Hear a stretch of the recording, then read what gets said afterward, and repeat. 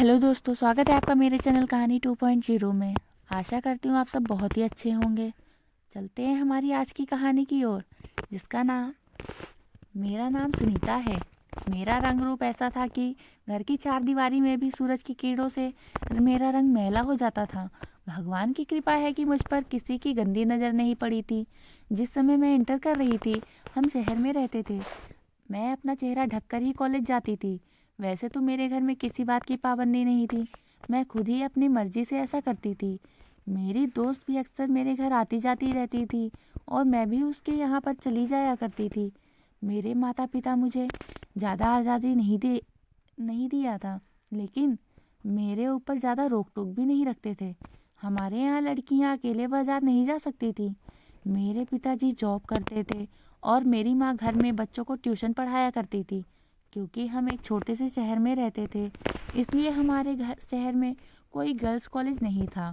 इसी वजह से इंटर के बाद मैं अपने घर पर ही बैठ गई।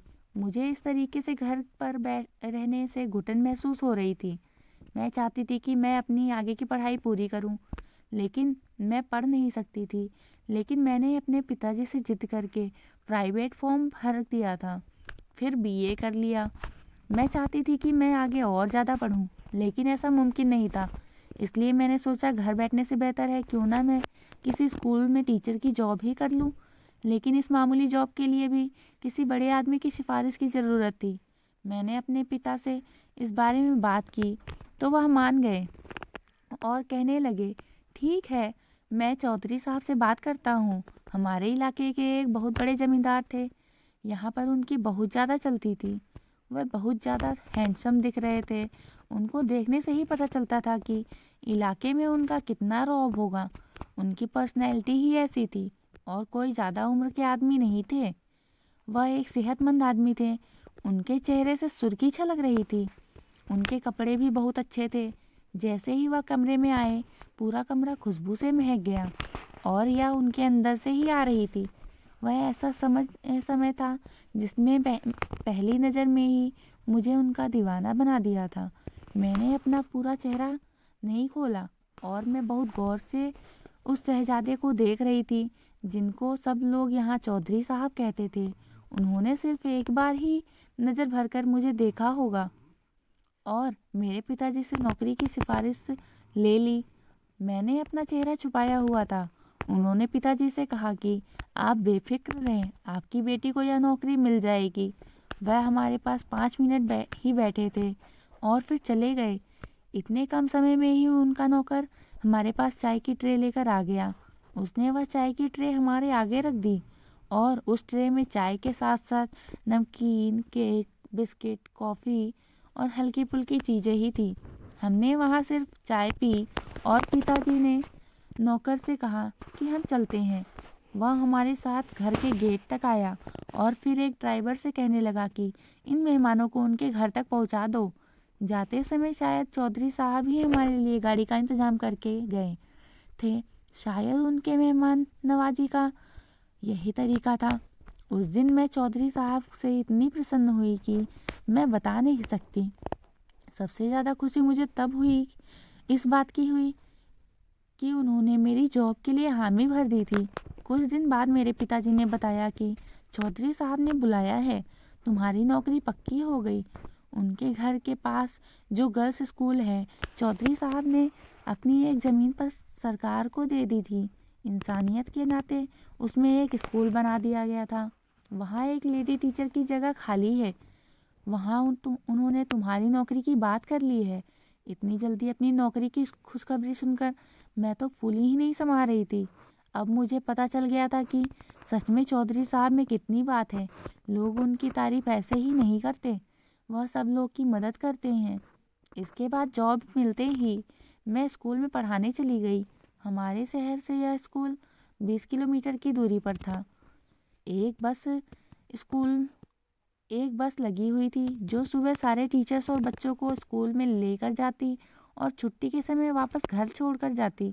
मैं भी इसी बस से आती जाती थी और बस भी चौधरी साहब ने ही लगा रखी थी। मेरे पिता एक बहुत शरीफ इंसान थे और वह बहुत ईमानदारी से काम करते थे। इसलिए सब लोग उनकी बहुत ज़्यादा इज्जत करते थे। जब मैंने स्कूल में पढ़ाना शुरू किया तो किसी ने इस बात पर कोई एतराज़ नहीं किया। एक दिन जब हमारे टीचर्स रोड पर खड़े होकर अपनी बस का इंतज़ार कर रहे थे तो एक हवा का झोंका आया और मेरे चेहरे से नकाब उड़ गया। इसके पास से उसी समय चौधरी साहब की भी वहाँ से निकलकर कहीं जा रहे थे और उन्होंने मेरा चेहरा देख लिया। अगले ही दिन चौधरी साहब हमारे घर पर आ गए और मेरे पिता से मेरा हाथ मांगने लगे।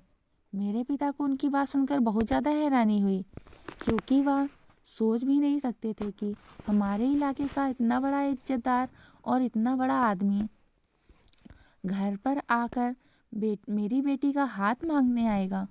मेरे पिता ने मेरी माँ से इस बारे में मशवरा किया और फिर वह यह सोचकर हाँ कर दी कि चौधरी साहब से शादी के बाद मेरी तो किस्मत ही खुल जाएगी। जब मेरी शादी चौधरी साहब से हुई तो मेरे रिश्तेदार और मेरे दोस्त सभी मेरी किस्मत पर रस कर रहे थे। वह कह रहे थे कि आप तो इस हवेली की मालकिन होगी। चौधरी साहब ने मुझे सर से पैर तक सोने से नहला दिया था। उनकी हवेली में बहुत ज़्यादा खूबसूरत और कीमती फर्नीचर के साथ साथ नौकरों की भी एक बहुत बड़ी फौज थी और बहुत ज़्यादा गाड़ियाँ भी थी। जब मैं शहर से गांव गई तो चौधरी साहब की दुल्हन देखने सारे गांव की औरतें इकट्ठा हो गई। वह मुझे बहुत गौर से देख रही थी और मेरी बहुत तारीफ भी कर रही थी। चौधरी साहब की उन्हीं की उम्र की एक बहन भी थी जिसकी अभी तक शादी नहीं हुई थी। वह सबकी मेहमान नवाजी बहुत अच्छे से कर रही थी। गांव और शहर की ज़िंदगी में ज़मीन और आसमान का फ़र्क होता है। यहाँ औरत अपनी मर्जी से घर के बाहर नहीं जा सकती थी। किसी से मिलना जुलना और कहीं आना जाना बहुत बुरा समझा जाता था। यहाँ गांव की औरतें तो हमारे घर पर आ सकती थी, लेकिन हम उनके घर नहीं जा सकते थे। यहाँ पर औरत घर से बाहर नहीं जा सकती थी। घर से बाहर झांकना तो बहुत बड़ी बात है। यहाँ तो चौधरी के घर की औरतों को की आवाज़ भी घर से बाहर नहीं जा सकती थी। हर बात पर ही पाबंदी थी। इस घुटन भरे माहौल में मेरा दिल घबराने लगा था, लेकिन चौधरी साहब मेरा बहुत ख्याल रखते थे। यहाँ के नौकर भी हर समय मेरे हुक्म के इंतज़ार में रहते थे। मैं जिस भी काम के लिए हुक्म देती वह समय से पहले पूरा कर देते। धीरे धीरे मेरे पति की मोहब्बत मेरे दिल में आने लगी और मैंने उनकी हवेली को एक खूबसूरत स्वर्ग बना दिया। इस स्वर्ग में सभी सिर्फ मेरा हुक्म चलता था। मैं यहाँ की मलिका थी और चौधरी साहब यहाँ के राजा थे। उनकी इतनी ज़्यादा मोहब्बत ने मेरे सोए हुए अरमानों को जगा दिया। मैं पूरी तरह उनकी हो चुकी थी। अब मैं उनके बिना और वह मेरे बिना जीने का सोच भी नहीं सकते थे। चौधरी साहब ने मुझे अच्छी से अच्छी जगह पर घुमाया फिराया करते थे। वह मुझे दूसरे शहर भी घुमाने लेकर जाया करते थे। मेरी हर चीज़ का ख्याल रखते थे। लेकिन इस गांव की पाबंदियां भी बहुत बड़ी थी। यहाँ तक कि हमारे घर पर शहर से मेरे कोई दोस्त भी मुझसे मिलने नहीं आ सकते थे। अजनबियों की तरह मेरे मायके वाले भी डरे डरे रहते थे। बस थोड़ी देर के लिए ही मुझसे मिलने आते और जब मैं कहती कि मुझे अपने माता पिता से मिलना है तो 6 महीने बाद चौधरी साहब गाड़ी पर पर्दे लगाकर गाड़ी ड्राइव करके मुझे ले जाते। मैं अपने माता पिता के घर कुछ ही देर बैठती और वापस आ जाती।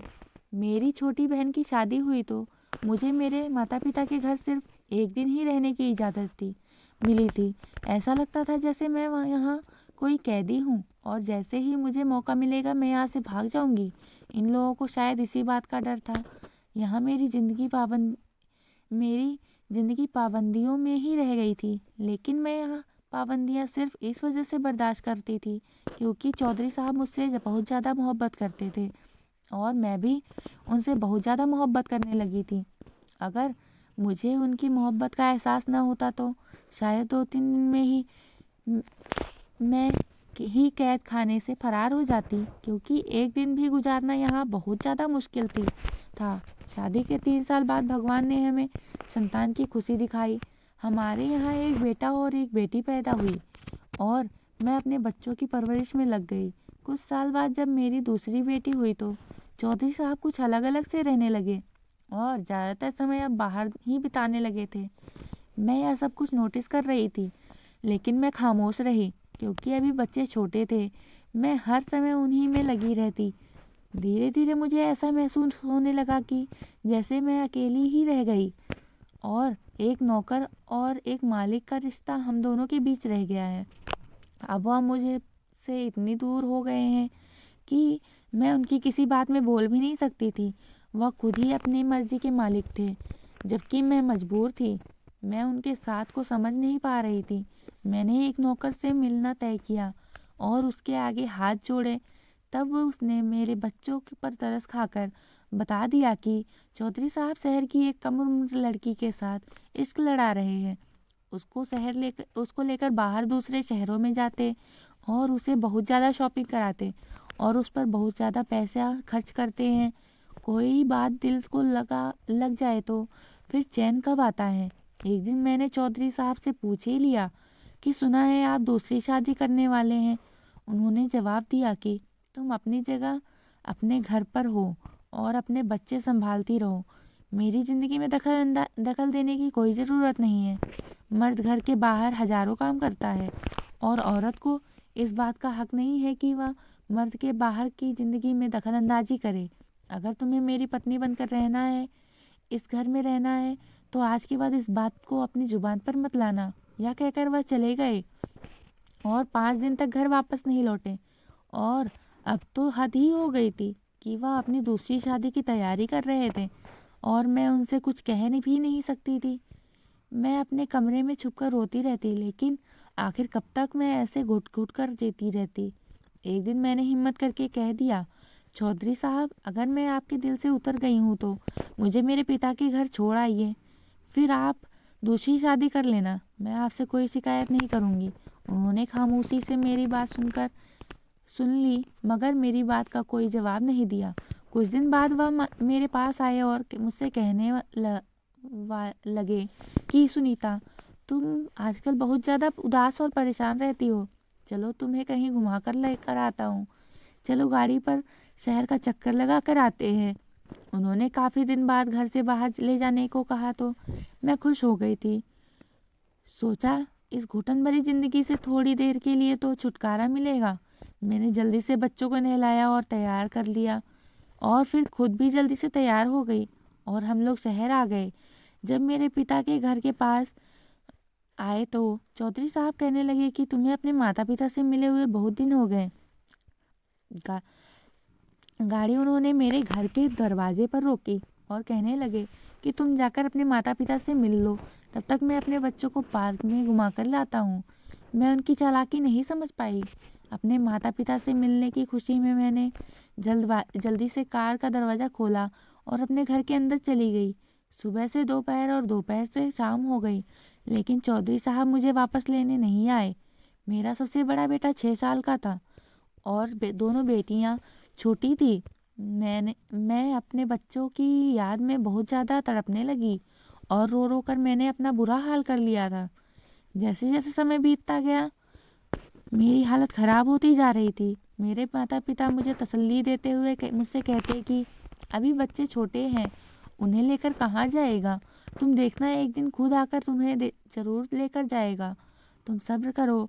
लेकिन कोई माँ अपने बच्चे के लिए कैसे सब्र कर सकती है, एक पल भी अपने बच्चों से दूर कैसे रह सकती है। एक दिन जब मेरे पिताजी गांव गए तो पता चला कि चौधरी साहब अपनी दूसरी शादी कर रहे हैं। मेरे पिताजी समझ गए थे कि उन्होंने मुझे घर से किस वजह से निकाला था, ताकि उसके रोने धोने के से उनके रंग में भंग ना पड़ जाए।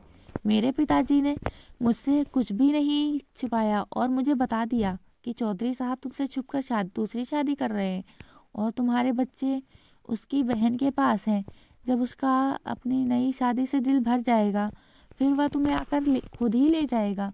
अगर तुम चुप रहोगी तो तुम्हें अपने साथ ले जाएगा और अगर तुमने उसको रोकने की कोशिश की तो वह जो चाहे फैसला करेगा। मैंने भी अपने दिल में ठान ली थी कि मैं खामोश नहीं रहूँगी, अपने हक के लिए ज़रूर लड़ूंगी, क्योंकि इस गांव की घुटन भरी ज़िंदगी को उसके मोहब्बत की वजह से ही बर्दाश्त कर रही थी। मगर अब जब हम दोनों के बीच में मोहब्बत ही नहीं रही तो वहाँ रहने का क्या फ़ायदा। 2 महीने बहुत ही मुश्किल से गुजरे थे। एक दिन चौधरी साहब हमारे घर पर आए। लेकिन वह अपने बच्चों को साथ नहीं लेकर आए थे। मैंने उनसे पूछा कि बच्चे कहाँ हैं और उन्हें अपने साथ क्यों नहीं लेकर आए, तो वह कहने लगे कि तुम बच्चों के पास चल रही हो, मैं तुम्हें लेने आया हूँ। तुम मेरे दूसरे घर में मेरी दीदी के साथ रह लेना, क्योंकि हवेली में आपकी सौतन का सामान सज गया है। आज समझ लो ऐसा है कि यह मेरी बेइज्जती थी। एक तो मैं उनकी बीवी बनकर उनकी इज्जत का ख्याल करती थी और उसके कैद भरे माहौल में जी रही थी, और उनके 3 बच्चों की माँ थी। मैंने भी उनसे साफ साफ कह दिया कि जो जो मेरा घर है मैं वहीं रहूँगी जहाँ मैं पहले रहती थी, और बच्चे भी मेरे साथ ही वहाँ पर रहेंगे। वरना, उन्होंने मुझसे पूछा, वरना तुम क्या करोगी? मैंने भी कह दिया, वरना मैं आपके साथ नहीं जाऊंगी, बस मेरे बच्चे आप मुझे यहाँ दे जाइए। उन्होंने मुझसे कहा कि एक बार और सोच लो, यह बहुत बड़ा फैसला है। ऐसा ना हो कि कहीं तुम अपनी जिद की वजह से हम सबसे दूर हो जाओ। मैंने उनसे कहा कि दूर तो मैं हो चुकी हूँ, अब और कितनी दूर हो सकती हूँ। उन्होंने भी मुझसे कहा, ठीक है। उन्होंने एक बार भी मुझे मनाने की या समझाने की कोशिश नहीं की और वह चले गए। फिर वह कभी दोबारा नहीं आए। मैं अपने बच्चों के लिए तड़पती रही, लेकिन उधर से कोई भी खबर नहीं आती, बिल्कुल खामोश थी। मैं बहुत ज़्यादा परेशान रहती थी। जब मेरे पिताजी ने मुझे इतना परेशान देखा तो मेरे चाचा से मशवरा किया, जो शहर में रहते थे, वह वकील थे। उन्होंने कहा कि बच्चों के लिए कोर्ट में अपील करते हैं ताकि वह बच्चों की माँ को उनसे दूर न रख सके। इतने छोटे बच्चे को कानून माँ से दूर नहीं रखता। पिताजी चाचा के खाने में आ गए और कोर्ट से बच्चों की कस्टडी का केस कर दिया। जब चौधरी साहब के पास नोटिस भेजा गया तो उन्होंने बदले में कुछ मुझे तलाक के पेपर भिजवा दिए। जल्दबाजी की वजह से मेरे सारे रिश्ते टूट चुके थे। अब मैं हाथ मलती रह गई। मैं सोच रही थी कि काश मैं एक कदम ना उठाती तो चौधरी साहब किसी दिन जरूर मुझे लेने आ जाते। जब नई शादी का बुखार उनसे उतर जाता तो उन्हें मेरी अहमियत का पता चल जाता, और उनकी नज़रों में तो मेरी अहमियत और ज़्यादा होनी चाहिए थी, क्योंकि मैं उनके 3 बच्चों की माँ थी। मगर मैं जल्दबाजी में मैंने सब कुछ गवा दिया था। मुझे पता नहीं था कि यह कानून सिर्फ किताबों में ही पाया जाता है। आम जिंदगी में औरत को कब इतनी आसानी से अपना हक मिलता है। जब मुझे बच्चों की जुदाई में रहकर दौरे पड़ने लगे तो चाचू ने अदालत में चौधरी साहब पर बच्चों की कस्टडी मुझे मिल जाने का केस फाइल कर दिया। अभी केस चल ही रहा था कि एक दिन भगवान की मर्जी से मेरे पिताजी को हार्ट अटैक हुआ और वह इस दुनिया से चले गए। अब हमारा कोई सहारा भी नहीं था, और केस हारने की सबसे बड़ी वजह यही बनी। मेरा बेटा राहुल जो 7 साल का हो गया था और मेरी सारी उम्मीद उसी से जुड़ी थी। उसकी भोली भाली सूरत मेरी खुशियों की वजह थी। मैं उसे कैसे भूल जाती। उस दिन मेरे ऊपर कयामत टूट पड़ी जब अदालत ने फैसला किया कि चौधरी साहब अपने बेटे राहुल को रखने के ज़्यादा हकदार हैं। फैसले में यह वजह बताई गई कि राहुल की माँ की जिम्मेदारी उठाने वाले उसके बाप का देहांत हो चुका है, और उसके घर में कोई दूसरा आदमी कमाने वाला भी नहीं है। उसकी माँ का भी तलाक हो चुका है और वह कोई नौकरी भी नहीं करती, जबकि बच्चों का बाप एक खुशहाल जमींदार, इज्जतदार और अमीर आदमी है। समाज में उसकी बहुत इज्जत है। वह अपने बेटे की परवरिश बहुत अच्छे से कर सकता है। इसके अलावा वह अपनी हैसियत की वजह से उसकी पढ़ाई लिखाई भी अच्छी जगह करवा सकता है।